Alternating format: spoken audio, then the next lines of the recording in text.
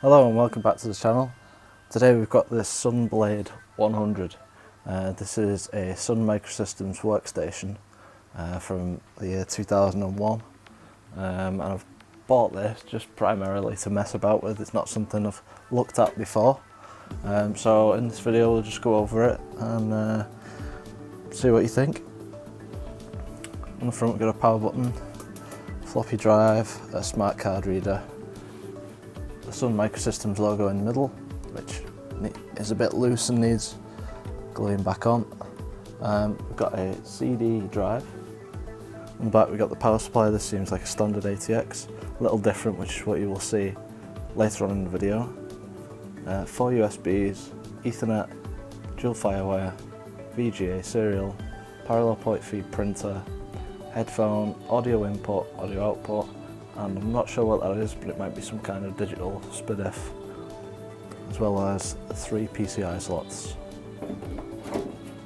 Now the seller did say that even when he bought it, it was rusty. He doesn't think it's got any worse in his ownership. Okay. As I thought, on the inside, Sun likes to put these diagrams. Sun do make servers, or did. That's where I know them from, so these type of diagrams on the inside of servers are quite common.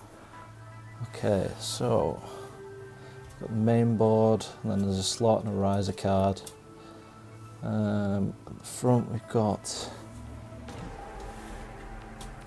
the card slot, card, floppy drive, 4 sticks of RAM in it. Let's just have a look. Oh yeah, so that diagram details, yeah, so the motherboard just slides out the side. Alright, let's try that. Maybe it only goes that far. Oh no, it's coming. Oh, well, that's cool. 4 sticks of RAM. They've all got Sun part numbers on them. Just take one out. 256. 256 meg of PC 133 SD RAM, cache latency of 3, and it's ECC as well. That's cool, as it should be for a workstation. I just check all these. It's 256.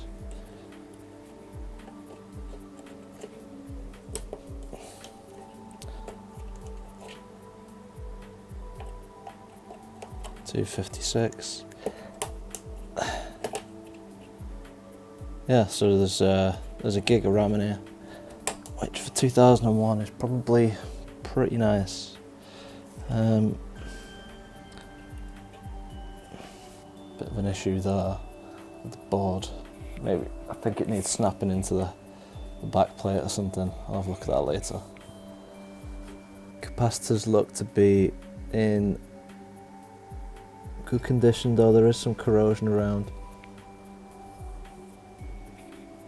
the board over here, which I'm not too happy about that. Some of the capacitors there are a bit corroded.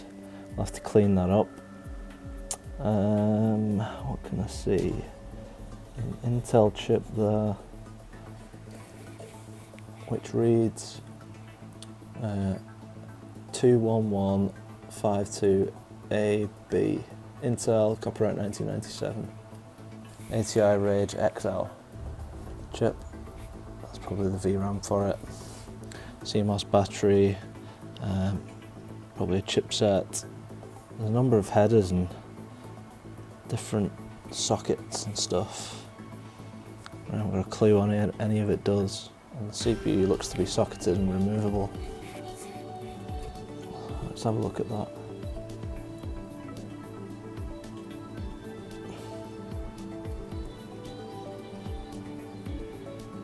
Oh, it's stuck.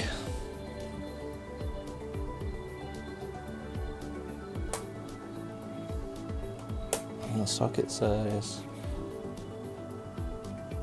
PGA 370, which I think is the same socket as some Intel chips. Obviously, if you shove one of them in here, it's not going to work. Oh, will it? Yeah, I'm not going to find out. Pop that back in there. And this is the MV RAM chip. These have got batteries in them that die, and I think it loses what's called the host ID. And so when it boots up, the BIOS in this is like sort of, well, I don't know if it's called BIOS, but it's called Open Boot. And that'll go through some checks and it'll fail like the auto booting sequence and leave you with a prompt that just says OK, and you can type commands in there. I found if you just type boot space disk with a K, it'll start booting off the hard drive quite happily, so that's easy to bypass. But you're supposed to remove these, and then you can sort of hack it by one of the ends. You can sort of scrape away at the chip and get to a positive and a negative, and then put a coin cell battery holder on there, and use that instead. And put program the host ID back in, and then it'll boot up fine every time. You can see the rust there. I'll have to sand all this down and maybe just put some clear coat on it to stop it rusting again. For now, we'll just stick it back together as it was. I'll have to clean up the board as well, because it's not corrosion because of the capacitors, it's corrosion because the back's been exposed to some kind of water or something.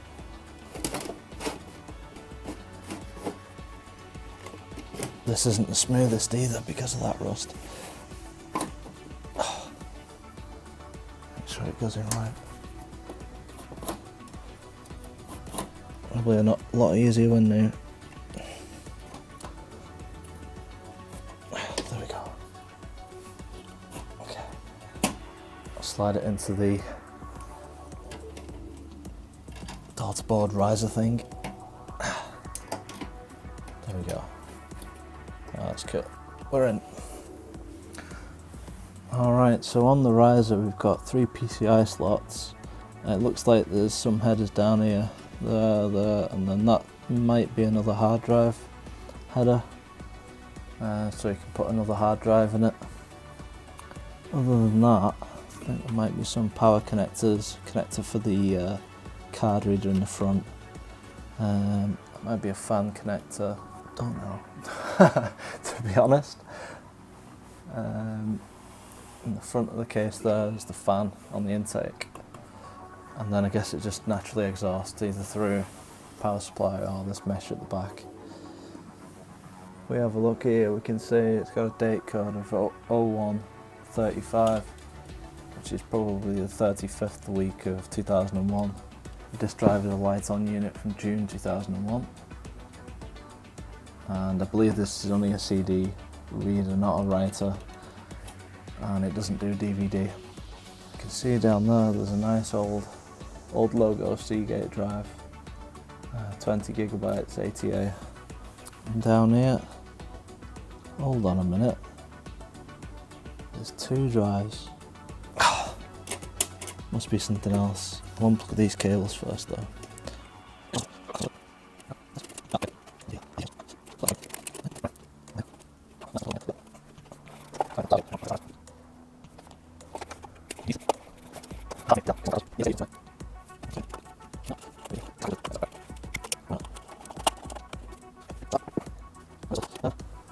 Now we've got this sled.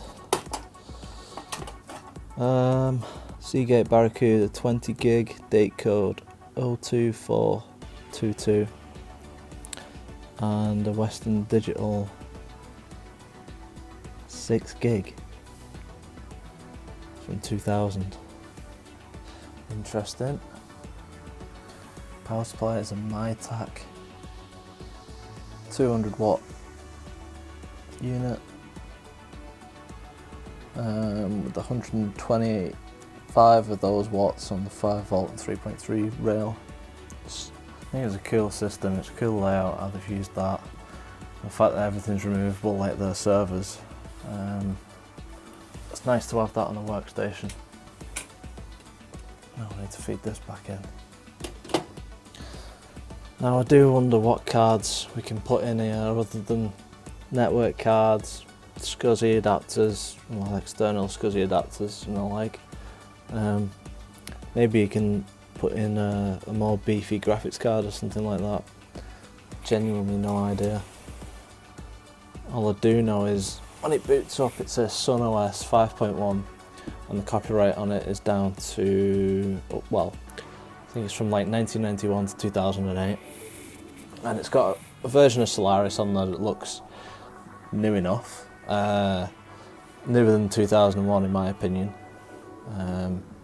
but it doesn't say what version it is and I haven't got the password to log in, so I'm going to try and reset the password, but I think I need to find the same version of Solaris that it's running, that I can burn to disk and then boot from the disk and change some files on the drive to reset that. So I might do a video on that, just going through the OS when I get round to it.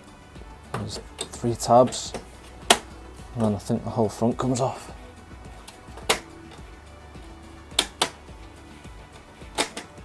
Yeah.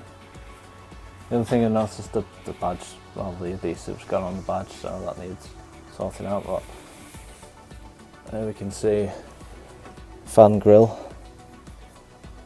and some more ventilation on the disk drive, and that must be where the speaker lives. It looks like it's yellowed a little bit in parts. Right, so I hope you enjoyed this one. Just a little look around something I don't really understand. A bit different from the usual videos. Might do something else with this yet, so you might see it back on the channel, but thanks for watching.